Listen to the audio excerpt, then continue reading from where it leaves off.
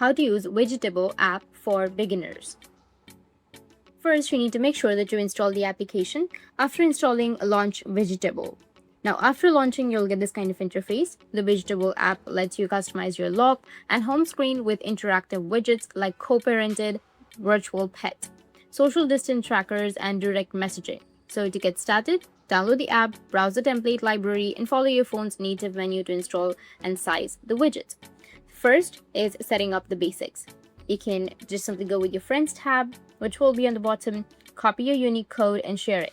Both of you must enter each other's code to connect. Once connected, you can select a shared template, example love distance or miss you, and assign it to your friend and save. You can also choose an egg in the pets tab. You need to care for them daily, like feeding, cleaning for them to grow. Now next is you can add widgets to your home screen. You can long press on an empty area of your phone screen and tap on the plus icon or the widgets button. Scroll down to find the widgetable option. Choose the size you need, like small, medium, or large, and drag it to your screen. Long press the newly placed widget to edit or configure it and select a desired theme or the friend that you want to link. You can go with your home page, and from here, you can go with your pets.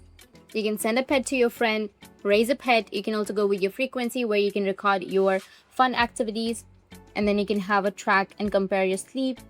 You can cherish every memory together on our days. You can go with next, which will be on the bottom, and then add a friend. So in order to use a Widgetable application, you need to have a friend.